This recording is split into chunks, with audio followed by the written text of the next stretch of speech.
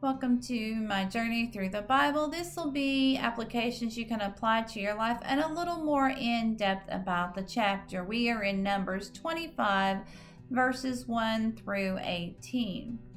And it didn't take long for sex with the other nations to come into play. After the men had had sex with the women, then they began to worship their God.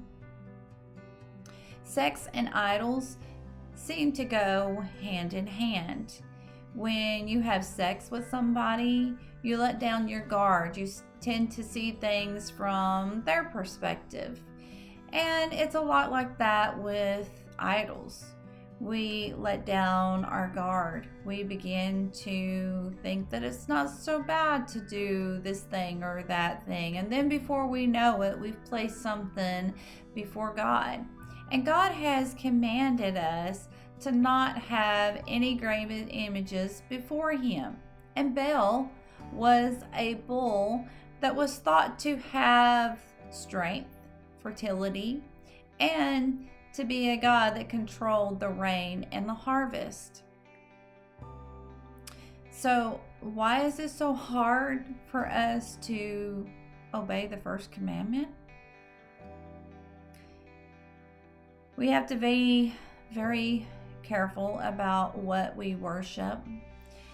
Satan is going to take every opportunity that he can to pounce on us like a lion on his prey. He will pull us away from God and the things that God has in store for us.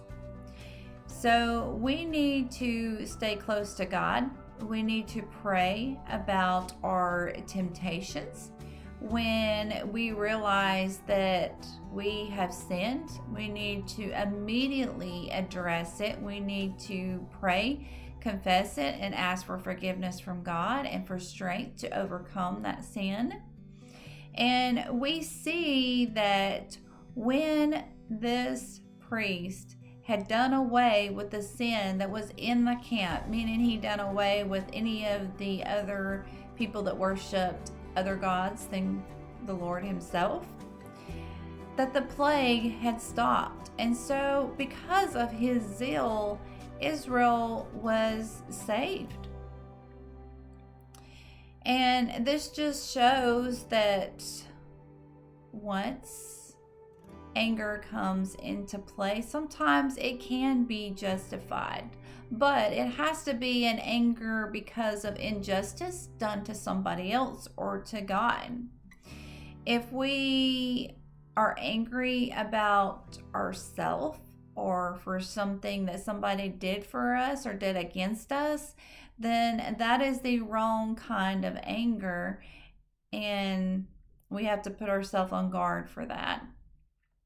Now, we also need to be aware of our temptations. Know what our weaknesses are and know that your weakness can become your strength, because once you know what your weakness is, then you can stay away from that thing or that person or the circumstances that would put you into something that would cause you to be tempted to do something wrong or go a wrong way. So we need to look for the truth and be angered at injustice. But even in the midst of this right anger, we cannot use violence, or our relationships are usually the wrong way to express that kind of anger. And the more we become like God, the more anger we will become at sin, and the more we will try to stay clear of temptations and things that would lead us into sin. May God be with you in everything and in every way.